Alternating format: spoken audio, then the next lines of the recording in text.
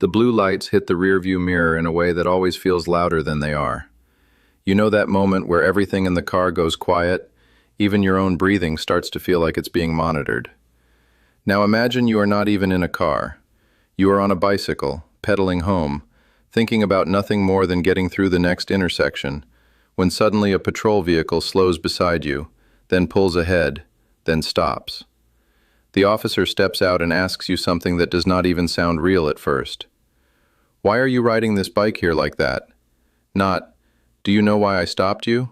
Not, can I see your ID? But something closer to a challenge of whether you should even be there at all. Have you ever been stopped by police while doing something you thought was completely legal, and suddenly you're the one trying to explain yourself? And I want you to really think about that for a second before you move on. Because if you've ever had an interaction like that, or even something close to it, I want you to share it in the comments. What was said, what you felt, and how quickly the situation shifted from normal to uncomfortable.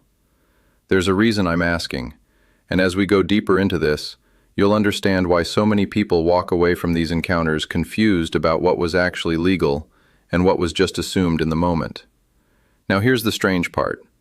A lot of people hear a story like, I got stopped for riding my bike, and immediately assume something must have been wrong. Either the cyclist did something reckless, or the officer was just being overly strict. But in reality, bicycle stops are one of the most misunderstood interactions on the road. Not because the law is unclear, but because the way enforcement feels in the moment does not always match what people believe their rights or responsibilities are.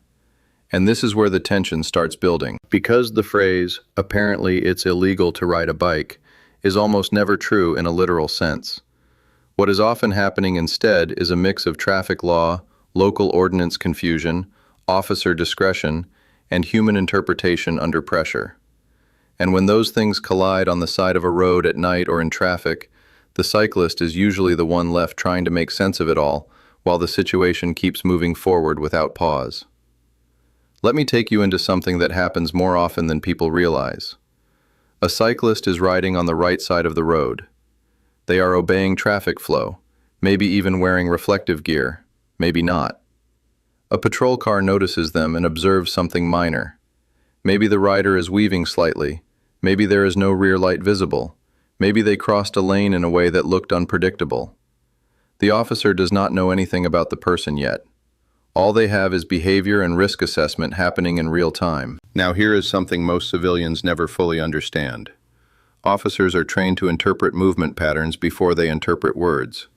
A cyclist drifting too close to traffic, a driver braking inconsistently, a person making sudden adjustments without signaling. These are not just small details to them. These are signals they are constantly scanning for because they are trying to predict risk before it becomes an incident. So when they decide to stop a cyclist, it is often not because biking is illegal, but because something about the situation triggered a concern that needs clarification. The problem is, that clarification does not always feel like clarification. It feels like confrontation. The officer approaches, and the first question is rarely just a question. It is a test of responsiveness. Something like, "Where are you headed tonight?" or, "Do you know why I stopped you?" And in that moment, the cyclist is trying to do two things at once: understand what is happening and decide how to respond without escalating it. This is where people often make their first mistake. They assume the interaction is casual when it is not, or they assume it is purely legal when it is also observational. So they respond too quickly, too defensively, or sometimes too dismissively. And each of those responses changes the tone of everything that follows. Now let's step into a more specific scenario that might sound familiar to anyone who rides in a city or suburban area. You are on a bike at dusk. You are heading home. Traffic is busy but manageable. An officer pulls alongside you and tells you to stop. You comply. They ask for identification. You hesitate because you are not sure you are required to carry ID while riding a bicycle in your state. That hesitation alone changes how the officer interprets your cooperation level. This is where psychology becomes just as important as law. Officers are not just listening to your words. They are watching how quickly you comply, how you position your body, whether you keep your hands visible, whether your answers change over time. Not because they are trying to intimidate you, but because they are trained to assess uncertainty and risk under limited information. From the cyclist's perspective, it feels invasive. From the officer's perspective, it feels routine. And that gap in perception is where most misunderstandings grow. Now let's talk about something people rarely expect during bicycle stops. The questioning can expand. What starts as a simple stop about riding behavior can shift into questions about where you live, whether you have been stopped before, whether you are carrying anything sharp or unusual, and sometimes even requests to search a bag or backpack. Legally, many of these requests require consent unless there is probable cause. But in real time, the pressure of being on the roadside with authority standing in front of you makes people agree to things they would normally decline without hesitation. This is not about fear. It is about environment. The setting changes decision-making. And this is where a lot of people later say, "I did not even realize I was agreeing to that." Another layer that surprises cyclists is when officers ask them to step off the bike entirely. This is often framed as a safety measure, but it also serves a practical purpose. A stationary subject is easier to observe, easier to communicate with, and less likely to accidentally move into traffic. However, for the cyclist, it can feel like escalation. The moment you are asked to dismount, the situation feels more serious, even if nothing legally serious has happened yet. Let me add something that almost nobody talks about. Silence during a stop is not always interpreted the way people expect. Many cyclists believe that staying quiet reduces risk or prevents complications.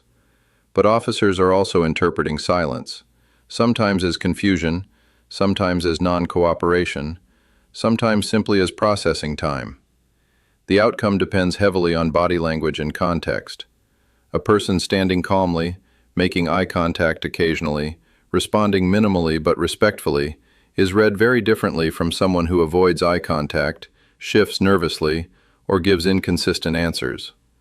None of these things are proof of wrongdoing, but they influence the direction of the interaction in subtle ways. Now let's address the core misconception that often fuels the viral claim that it's illegal to ride a bike. In most jurisdictions, riding a bicycle on public roads is completely legal, but it is governed by traffic rules that mirror vehicle behavior in many ways. That means stopping at signals, yielding appropriately, using lights at night in some places, and following direction of traffic. When cyclists are stopped, it is often because one of those rules is believed to have been violated or appeared to be violated. The problem is perception speed. A driver in a car might pass the same situation without notice, but a cyclist is far more visible in motion relative to their size and stability. Small movements look larger, minor deviations look more significant, and officers, trained to observe quickly, may interpret what they see as a potential violation that needs clarification.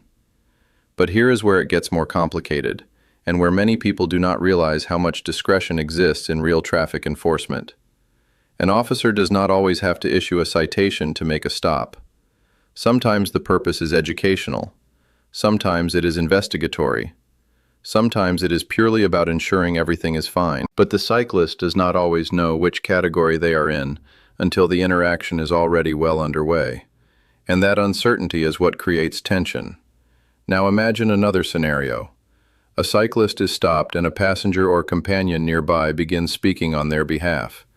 The officer immediately shifts attention, not because the companion is wrong, but because officers are trained to identify who is directly responsible for the behavior they observed. Side conversations can sometimes complicate the flow of information, especially when details differ or contradict each other. In these moments, tone becomes critical. A calm explanation of facts carries far more weight than a defensive argument about rights, even when those rights are valid.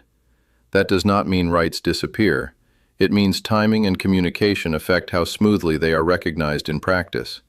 And here is something that often surprises people. Even when a cyclist is completely within their legal rights, the experience can still feel uncomfortable or even unfair if the interaction is handled poorly on either side. That does not automatically mean misconduct. It often means misalignment between expectation and procedure. Let's talk about documents for a moment. Cyclists are often unsure what they are required to provide. In many places, There is no license requirement for standard bicycle riding. But identification laws vary, and officers may still request it during an interaction. Refusal is sometimes lawful, sometimes not required to be followed, and sometimes escalates suspicion depending on context. The key issue is that the roadside is not a courtroom. It is an unfolding situation, not a resolved one. That distinction matters more than most people realize, because what feels like pressure is often just unresolved information seeking. Now consider how officers think during these stops in real time. They are not just processing one thing at a time.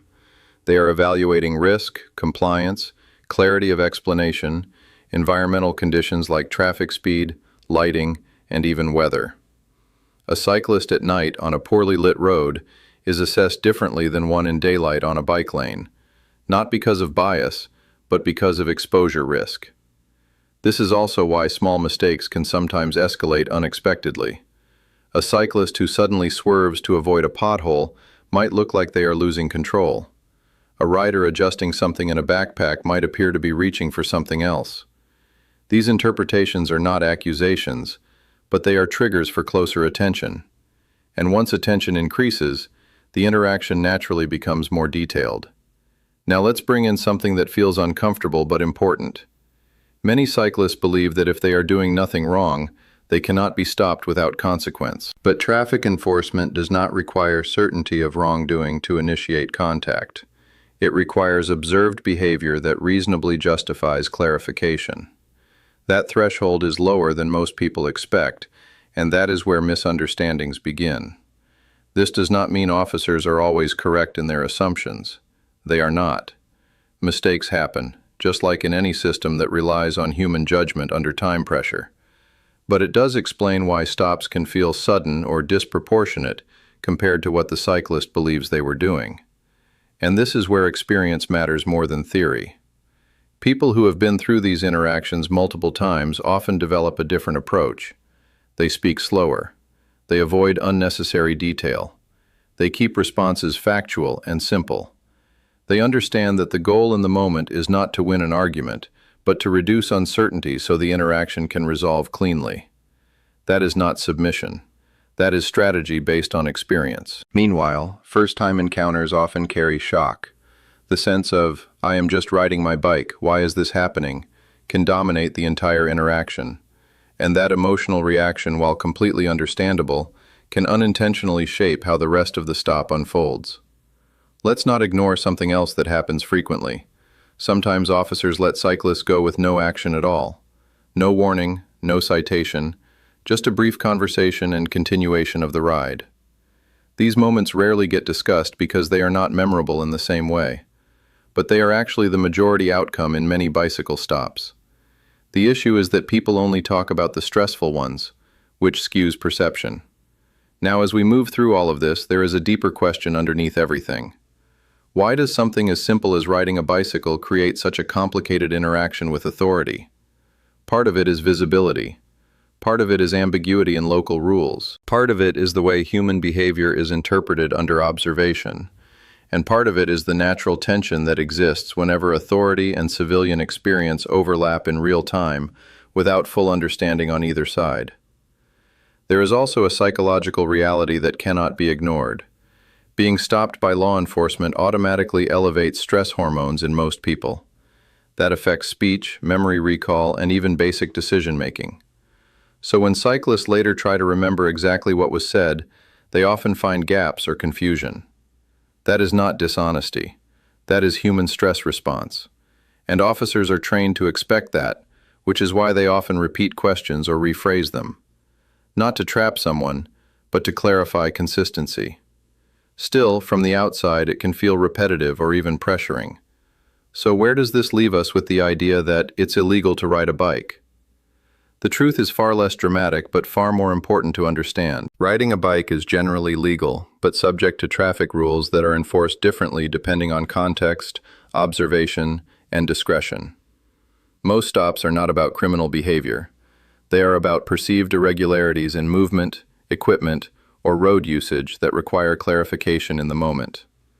But the experience of being stopped can feel much heavier than that explanation sounds. And that is the real gap most people never get told about. Not the law itself, but the experience of how law is applied in real time on the roadside, under pressure, with incomplete information and human interpretation on both sides. So the next time someone says they were stopped for riding a bike and it made no sense, the real question is not whether biking is illegal. The real question is what was observed, how it was interpreted, and how quickly two very different perspectives tried to make sense of the same few seconds of movement on a road that never stops for either of them.